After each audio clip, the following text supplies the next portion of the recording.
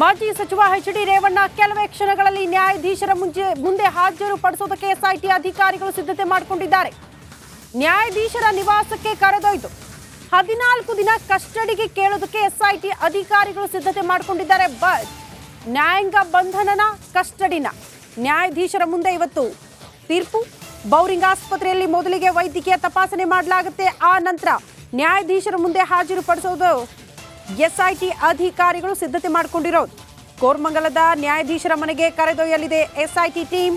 ನ್ಯಾಯಾಧೀಶರ ಮುಂದೆ ಹಾಜರುಪಡಿಸೋದಕ್ಕೆ ಸಿದ್ಧತೆಗಳು ಕೂಡ ಆಗ್ತಾ ಇದೆ. ರೇವಣ್ಣರನ್ನ ಕರೆದೊಯ್ಯೋದಕ್ಕೆ ಸಿದ್ಧತೆ ಮಾಡಿಕೊಂಡಿದ್ದಾರೆ. ನ್ಯಾಯಾಧೀಶರ ಮುಂದೆ ಹಾಜರುಪಡಿಸಿ ಕಸ್ಟಡಿಗೆ ಕೇಳಲಿದ್ದಾರೆ ಎಸ್ಐಟಿ ಅಧಿಕಾರಿಗಳು. ಒಂದು ಕಡೆ ಲೈಂಗಿಕ ದೌರ್ಜನ್ಯ ಪ್ರಕರಣ, ಮತ್ತೊಂದು ಕಡೆ ಕಿಡ್ನಾಪ್ ಪ್ರಕರಣ. ಅವರ ಮಗ ಪ್ರಜ್ವಲ್ ರೇವಣ್ಣ ಇನ್ನೂ ಕೂಡ ತಲೆಮರೆಸಿಕೊಂಡಿದ್ದಾರೆ, ವಿಚಾರಣೆಗೆ ಹಾಜರಾಗಿಲ್ಲ. ಹಾಗಾಗಿ ಈ ಪ್ರಕರಣದ ಕುರಿತು ಇನ್ನಷ್ಟು ವಿಚಾರಣೆಯ ಅಗತ್ಯತೆ ಇರೋದ್ರಿಂದ ಕಸ್ಟಡಿಗೆ ಕೇಳಲಿದ್ದಾರೆ ಎಸ್ಐಟಿ ಅಧಿಕಾರಿಗಳು. ಈ ಬಗ್ಗೆ ಮತ್ತಷ್ಟು ಡೀಟೇಲ್ಸ್ ಅನ್ನ ಕೊಡ್ತಾ ಹೋಗ್ತಾರೆ ನಮ್ಮ ಪ್ರತಿನಿಧಿ ಮಾದೇಶ್. ಸಿಐಡಿ ಕಚೇರಿಯಿಂದ ನೇರ ಸಂಪರ್ಕದಲ್ಲಿ ಜಾಯಿನ್ ಆಗ್ತಿದ್ದಾರೆ. ಕಾರಣ ಎಚ್.ಡಿ. ರೇವಣ್ಣ ಅವರು ಸದ್ಯ ಸಿಐಡಿ ಕಚೇರಿಯಲ್ಲೇ ಇದ್ದಾರೆ. ಅಲ್ಲಿಂದಲೇ ನೇರವಾಗಿ ನ್ಯಾಯಾಧೀಶರ ನಿವಾಸಕ್ಕೆ ಕರೆದೊಯ್ಯಲಾಗುತ್ತೆ ಅಂತ. ಮಾದೇಶ್, ಯಾವ ರೀತಿ ಪ್ರೋಸೆಸ್ ಅಂದ್ರೆ ಯಾವ ರೀತಿ ಪ್ರಕ್ರಿಯೆಗಳನ್ನ ಇಲ್ಲಿ ಅನುಸರಿಸಲಾಗುತ್ತೆ ಅಂತ? ಮೊದಲು ಮೆಡಿಕಲ್ ಟೆಸ್ಟ್ಗೆ ಒಳಪಡಿಸಿ ನಂತರ ನ್ಯಾಯಾಧೀಶರ ನಿವಾಸಕ್ಕೆ ಕರೆದೊಯ್ಯಲಾಗುತ್ತಾ? ಕಸ್ಟಡಿಗೆ ಕೇಳೋ ಸಾಧ್ಯತೆ ಎಷ್ಟರ ಮಟ್ಟಿಗಿದೆ? ಎಷ್ಟು ದಿನಗಳ ಕಾಲ ಕೇಳಬಹುದು ಕೇಳಿದ್ರೆ?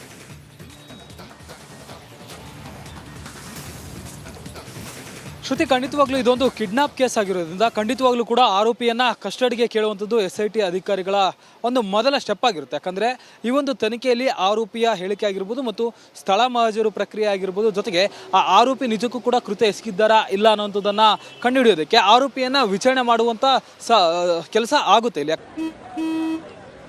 ನಡಿ, ಈಗ ಶುರು ಮಾಡೋಣ.